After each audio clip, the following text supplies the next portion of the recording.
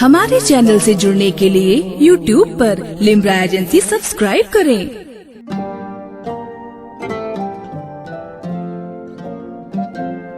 آج کی عظیم کانفرنس ایک عظیم مبلغ اسلام،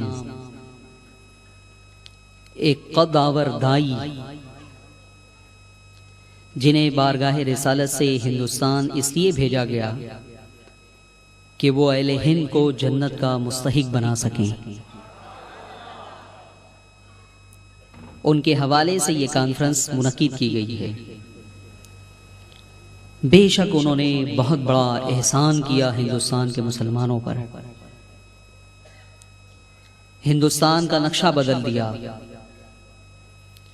اہل ہند کی تقدیر بدل دی، اور ہمارے آبا اور اجداد کو انہوں نے مسلمان بنایا۔ عزیزان گرامی،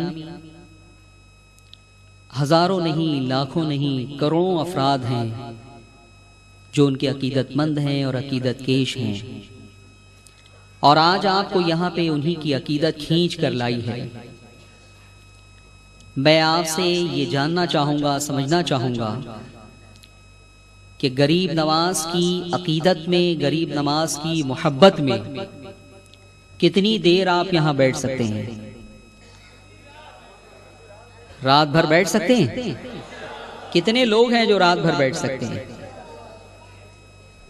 میرے عزیزوں، میرے دوستوں، یہ پوچھنے سے میرا منشا یہ نہیں ہے کہ میں رات بھر بیٹھنے کی زحمت آپ کو دوں۔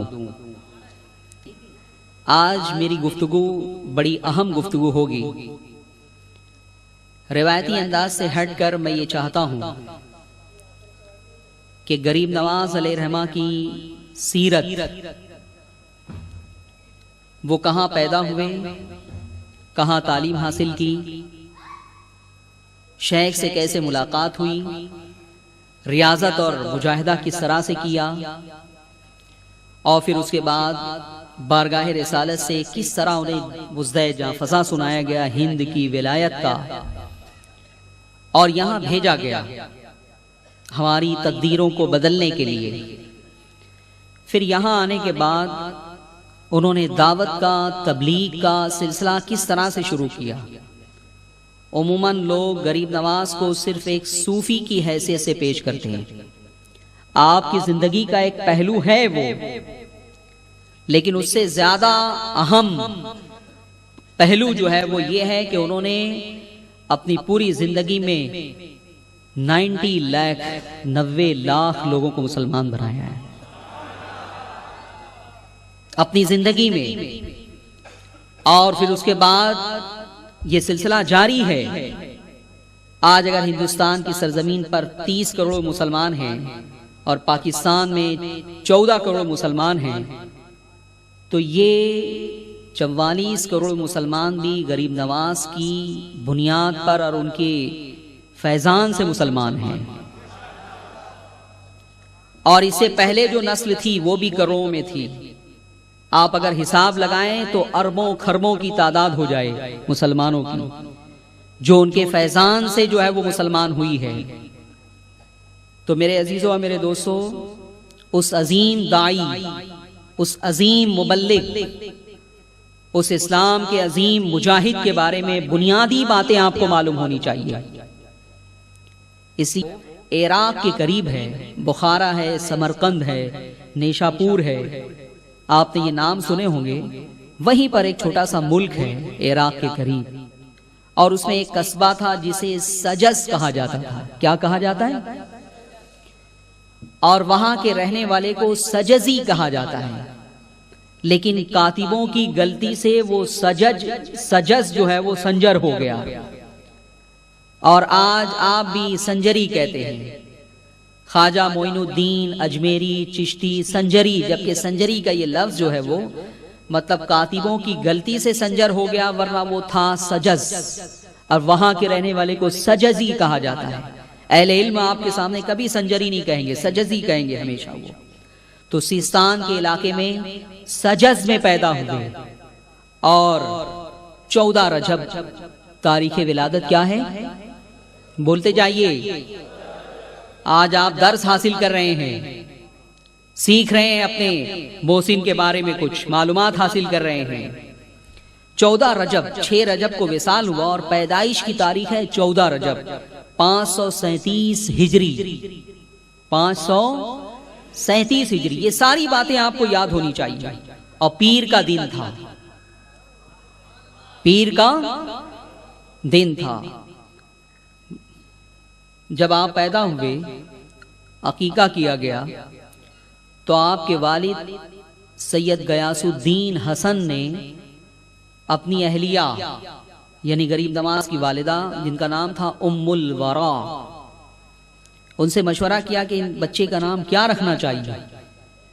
تو آپ نے فرمایا کہ میں نے یہ بچہ جب میرے شکم میں آیا اسی وقت سے میں نے 12 خواب دیکھا ہے کہ کوئی مجھے کہتا ہے کہ جب یہ بچہ پیدا ہو تو اس کا نام معین الدین حسن ہی رکھنا، اس لیے یہی نام رکھا جائے. والد نے اتفاق کیا سید غیاث الدین حسن نے، اور آپ کا نام رکھا گیا معین الدین حسن. اور نجیب الطرفین سید ہیں آپ. سید نجیب الطرفین وہ ہوتا ہے جو ماں اور باپ دونوں جانب سے سید ہو.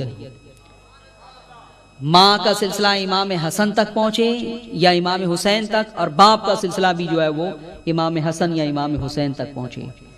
تو غریب نواز علیہ رحمہ کے والد یہ حسینی تھے، امام حسین تک ان کا جو ہے وہ شجرہ نسب پہنچتا ہے. اور والدہ کی طرف سے حسنی تھے، امام حسن تک جو ہے وہ ان کا شجرہ نسب جو ہے وہ پہنچتا ہے. تو اس طرح سے سیدنا خواجہ غریب نواز علیہ رحمہ نجیب الطرفین سید تھے. تو ماں کا نام کیا تھا؟ بولیے. ام الورا. اور والد کا نام سید غیاث الدین حسن. جس شب آپ پیدا ہوئے 13 رجب کی رات تھی، 14 کی صبح تھی. بے شمار راویوں نے بیان کیا، سجس کے رہنے والوں نے بیان کیا، خود آپ کی والدہ نے اس روایت کو بیان کیا کہ معین الدین حسن جب پیدا ہوئے تو میں نے ایک عجیب نور دیکھا اپنے گھر میں، اور وہ نور آسمان سے چلا آ رہا تھا اور میرے گھر کو جو ہے وہ روشن کر رہا تھا. پورا قصبہ سجس جو ہے وہ منور ہو گیا تھا. تہجد گزاروں کو یہ گمان ہونے لگا کہ شاید آج فجر کی نماز قضا ہو گئی غفلت میں، اور سورج جو ہے وہ نکل آیا، صبح ہو گئی. لیکن جب باہر نکلے تو رات ہی تھی، لیکن ایک نور کا سلسلہ تھا جو آسمان سے چلا اور غریب نواز کے گھر تک جو ہے جا کے اس کا سلسلہ منتہا ہوتا تھا. اور فرماتی ہیں کہ میرے سامنے کچھ نورانی شکل کے بزرگ آئے، انہوں نے مبارکباد دی کہ اے ام الورا، یہ بڑا عظیم بچہ ہے اور ہم تمہیں اس کی پیدائش پر مبارکباد دینے کے لیے آئے ہیں. ہم اس دور کے اقطاب ہیں اور ابدال ہیں، کتب ہیں اور ابدال ہیں اس دور کے. سب لوگوں نے جو ہے وہ آپ کی پیدائش کے وقت مبارکباد دی.